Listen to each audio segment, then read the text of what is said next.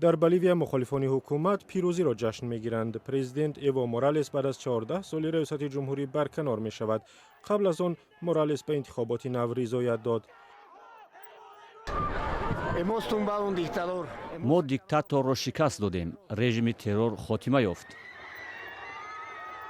مورالس زیر فشار نظامیان به استعفا موافقت کرد. موقع نظامیان را فرمانده نیروهای مسلح اعلان کرد. بعد تحقیق وضع داخلی ما از پرزیدنت کشور خواهش میکنیم از صلاحیت‌هایش دست کشد. این عمل به احیای نظم و ثبات کمک کرده به نفع تمام مردم بولیویا است. مورالس مجبور شد این پیشنهاد را قبول کند. برادران و خواهران، تمام مردم عالم، میخواهم به شما رسانم که بعد مشورت با دوستان و کلیسای کاتولیکی تصمیم گرفتم که به استعفا روم. در انتخابات 20 اکتبر مورالس با 47% رای‌ها در جای اول و رقیبش کارلوس مسا با 36.5% آوازها در جای دوم قرار گرفتند. اما بر اساس نظرسنجی‌های مردمی سال 2016 مورالس حق نداشت بار چهارم برای کرسی ریاست جمهوری تلاش ورزد.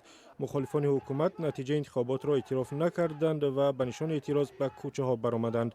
سازمان کشورهای آمریکا که انتخابات 20 اکتبر را نظارت کرده است دعوت کرد نتیجه انتخابات از اعتبار ساقط شود، زیرا در نظام رایدهی بولیویا عوام فریبی واضح جای داشت. رهبر مخالفان کارلوس مسا که در انتخابات جای دوم را گرفت از مورالس و نوی پرزیدنتش دعوت کرد نامزدی‌هایشان را به انتخابات نو پیشبری نکنند.